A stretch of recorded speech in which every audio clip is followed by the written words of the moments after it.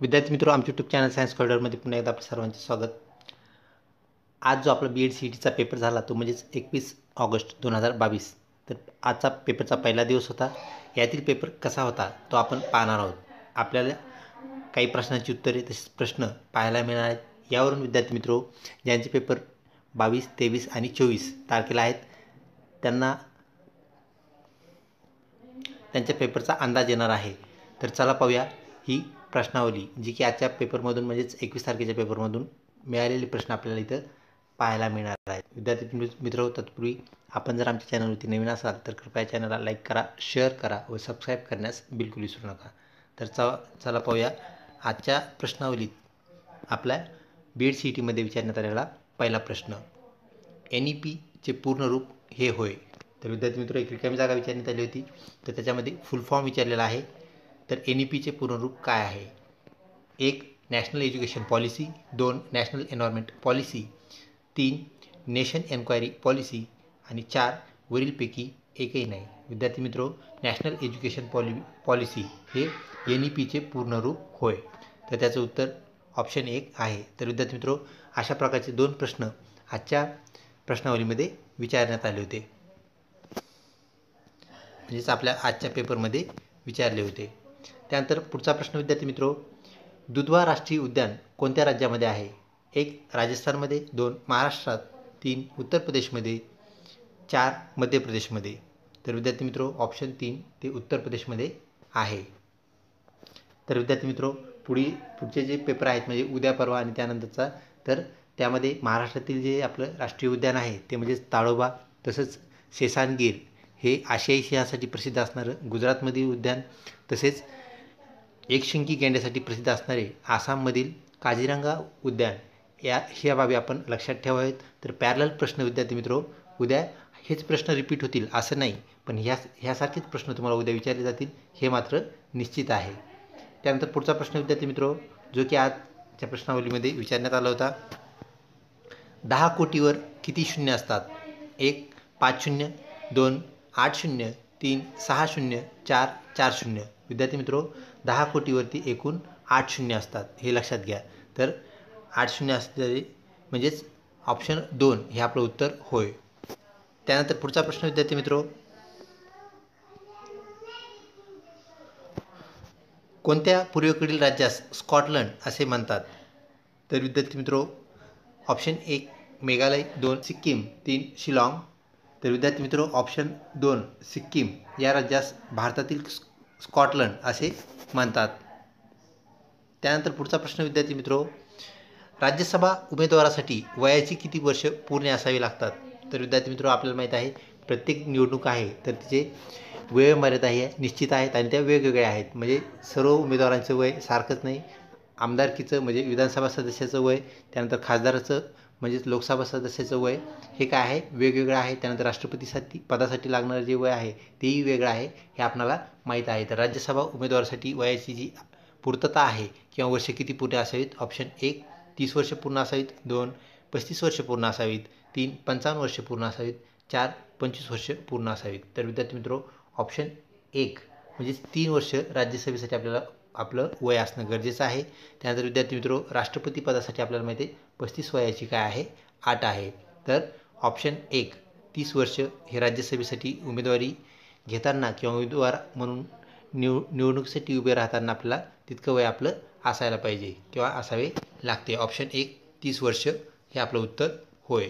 त्यानंतर विद्यार्थी मित्रो, आजच्या प्रश्नपत्रिकेत विचारण्यात आलेला पुढचा प्रश्न, शासनाची ऑनलाईन प्रशिक्षण प्रणाली कोणती? 1 MKCL, 2 स्वयं, 3 मूक, 4 यापैकी नाही. तर विद्यार्थी मित्रो, स्वयं व मूक ह्या 2 पद्धती आपल्याला माहिती आहेत प्रणाली ह्या शासनाच्या प्रशिक्षण देणाऱ्या काय आहेत, प्रणाली होत. त्यानंतर पुढचा प्रश्न विद्यार्थी मित्रो, स्वातंत्र्य समर हे पुस्तक कुणी लिहिले?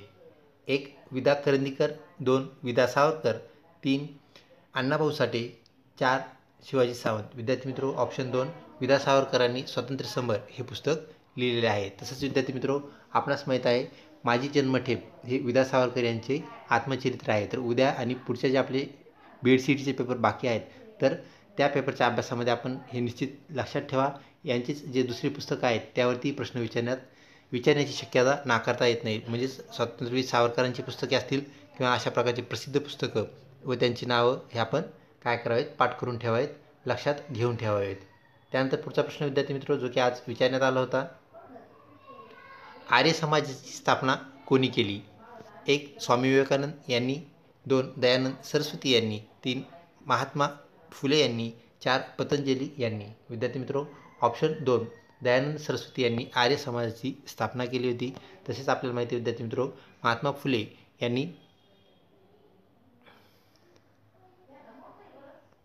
सत्यशोधक समाजाची स्थापना केली होती. सत्यशोधक समाजाची स्थापना केली होती, हे आपण लक्षात ठेवावे. तर विद्यार्थी मित्रो, याला पॅरल प्रश्न उद्या आणि परवाच्या राहिलेल्या पेपरमध्ये विचारले जातील, हे लक्षात ठेवा. तर आर्य समाजाची स्थापना ज्याचं उत्तर आपण आत्ताच पाहिलं ते दयानंद सरस्वती आहे. त्यानंतर सत्यशोधक समाज महात्मा फुले आहे. त्यानंतर विद्यार्थी मित्रो, अशाच अजून ज्या बाबी आहेत ज्या की याला पॅरल आहेत, समांतर आहेत, त्याचा आपण अभ्यास करावे, अध्ययन करावे. त्यानंतर विद्यार्थी मित्रो, पुढचा प्रश्न, वातावरणात कोणत्या वायूचे प्रमाण जास्त असते?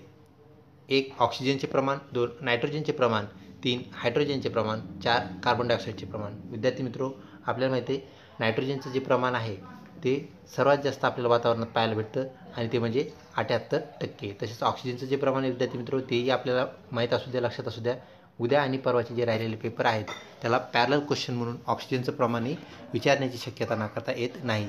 तर नायट्रोजनचं प्रमाण 78% हे आपलं उत्तर आहे, ऑक्सिजनचं प्रमाण 21% आणि राहिलेले जे इतर वायू आहेत विद्यार्थी मित्रो, तर वातावरणामध्ये आपल्याला त्यांचं राहिलेलं प्रमाण पाहता येतं. तर एकदम नगण्य असणारं प्रमाण आपल्याला कार्बन डायऑक्साईडचं पाहायला मिळतं.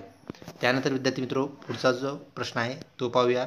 तो म्हणजेच प्रश्न क्रमांक 10. परत आपल्याला एक फुल फॉर्म विचारलेला आहे विद्यार्थी मित्रो, तो म्हणजेच पूर्ण रूप काय आहे? तर CPU चे पूर्ण रूप डॅश डॅश हे होय. 1. Control point unit, 2. Central processing unit, 3. Control processing unit, 4 यापैकी नाही. तर विद्यार्थी मित्रो, सेंट्रल प्रोसेसिंग युनिट हे CPU चे काय आहे? पूर्ण रूप आहे. तर विद्यार्थी मित्रो, अशा प्रकारचे फुल फॉर्म जे पॉप्युलर फुल फॉर्म आहेत ते आपल्याला पाठ करावे लागतील, ते लक्षात घ्यावे लागतील. म्हणजे आत्ताच आपण वरती पाहिला नॅशनल एज्युकेशन पॉलिसी हा याच्या प्रश्नामध्ये विचारलेला म्हणजेच प्रश्नपत्रिकेत विचारलेला प्रश्न होय. तसेच सेंट्रल प्रोसेसिंग युनिट जो की CPUचं पूर्ण रूप आहे तोही विचारण्यात आला होता. त्याप्रमाणे आपण काय करायचं, इतर जे फुल फॉर्म आहेत त्याचाही काय करावा, अभ्यास करावा, ते लक्षात घ्यावेत.